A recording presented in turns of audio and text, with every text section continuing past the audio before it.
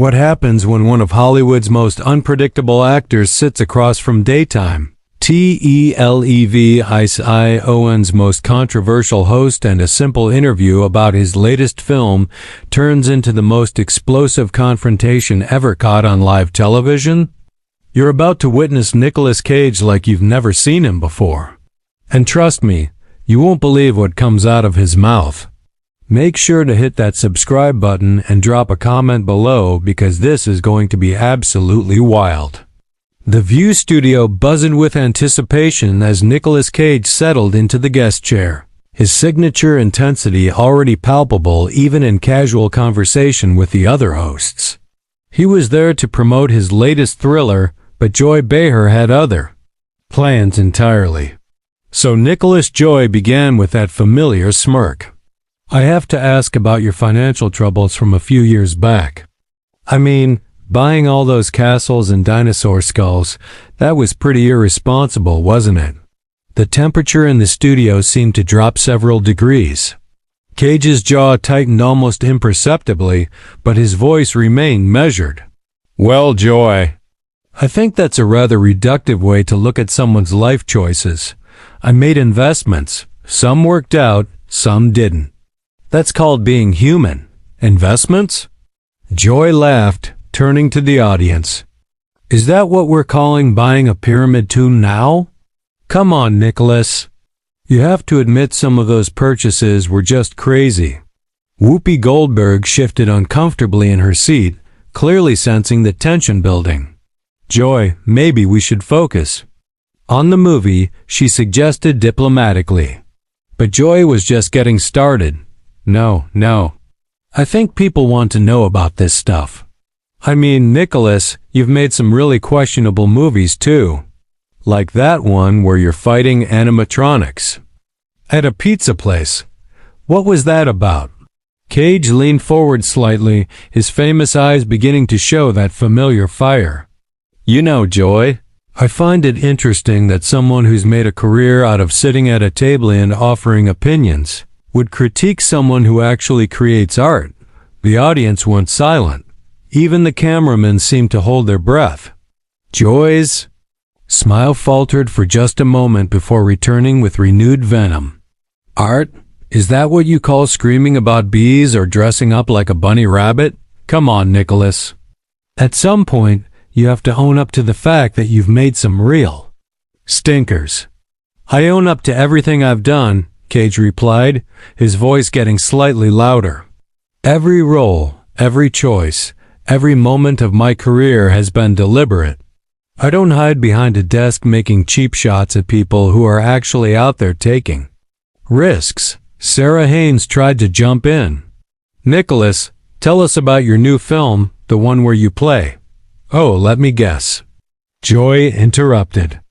"Another Nicolas Cage movie where Nicolas Cage plays Nicolas Cage. Do you ever actually act, or do you just show up and be weird?" That was it. Something shifted in Cage's posture, like a coiled spring suddenly released. His voice dropped to an ominous whisper that somehow carried more menace than any shout.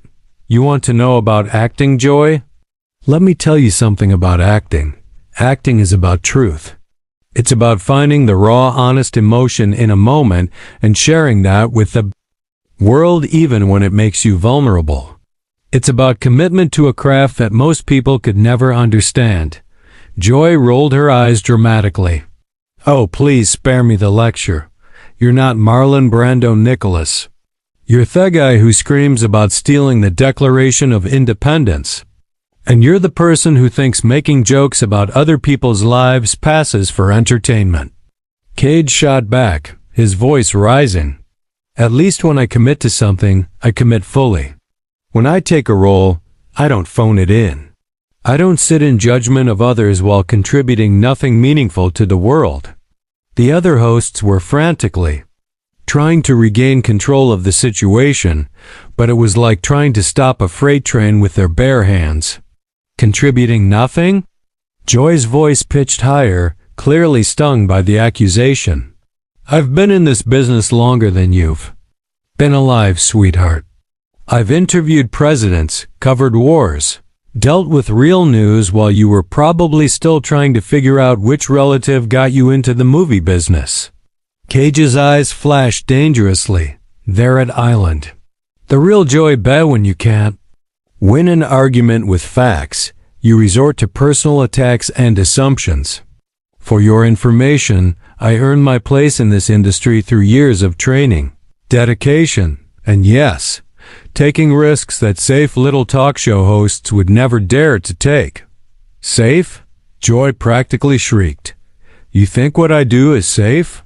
Do you have any idea what it's like to face criticism every single day? To have people analyze every word you say? The difference, Cage said, standing up slightly in his chair, is that I face that criticism for creating something. You face it for tearing other people down. There's a world of difference between being criticized for your art and being criticized for being cruel. Joy slammed her hand on the table. Cruel? I'm being honest. Someone has to tell the truth about these ridiculous movies you make. Ghost Rider? Really? A flaming skeleton motorcycle rider. What adult thought that was a good idea? Cage's voice suddenly went deadly quiet, which was somehow more intimidating than if he had screamed. You know what, Joy? I'm beginning to understand why people change the channel when you start talking.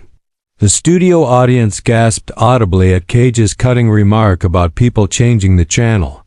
Joy's face went through a rapid series of expressions, shock, anger, then something approaching genuine hurt before settling back into defiant rage. Excuse me? Joy's voice cracked slightly. Did you just insult my ratings? My show has been on the air for decades. I have millions of loyal viewers who tune in specifically to hear what I have to say. Cage tilted his head, studying her with the intensity he usually reserved for his most dramatic roles. And yet, here you are using your platform to attack a guest, instead of having a meaningful conversation.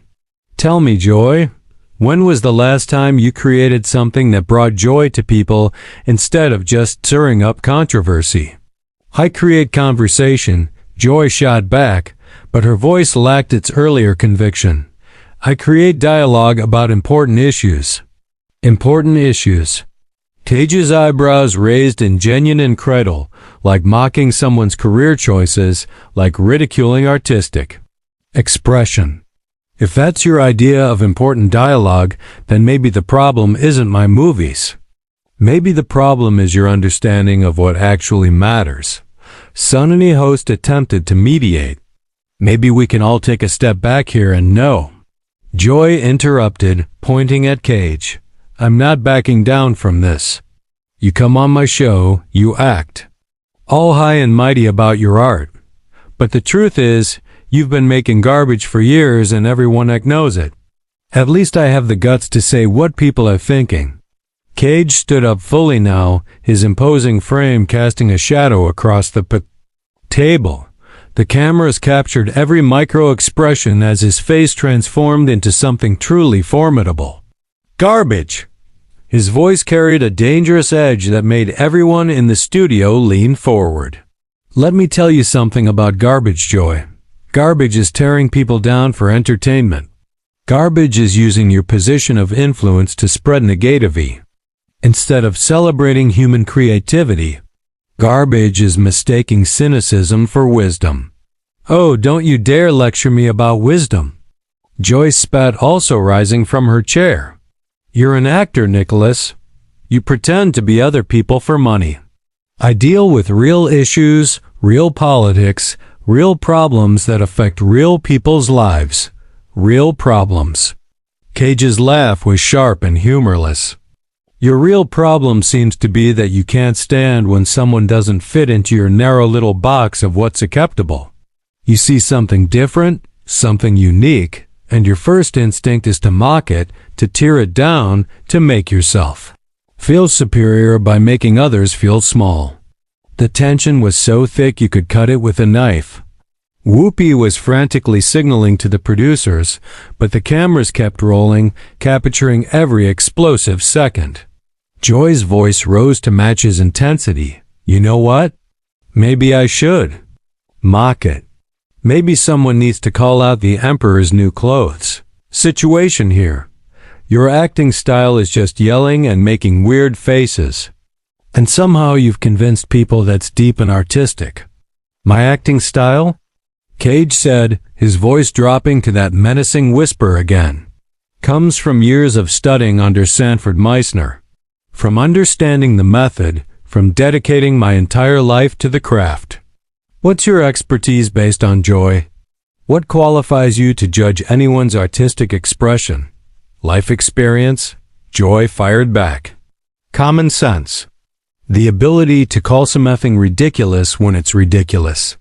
Cage shook his head slowly, a look of genuine pity crossing his features. You know what's truly ridiculous, Joy? Sitting in judgment of people who are brave enough to put themselves out there, to be vulnerable, to risk failure in pursuit of something meaningful. You've built your entire career on being the person who points and laughs while others actually do the work. The work? Joy's voice was getting shrill now. What work? Screaming about stealing the Constitution isn't work. It's a paycheck for overacting. And what you do isn't even that, Cage replied coldly. At least when I overact, I'm trying to give an audience an experience, trying to make them feel something. What you do is just meanness disguised as commentary. Ana Navarro tried desperately to change the subject. Nicolas, your fans really love your commitment to your roles. His fans are probably teenagers who think loud equals funny. Joy interrupted. Clearly you.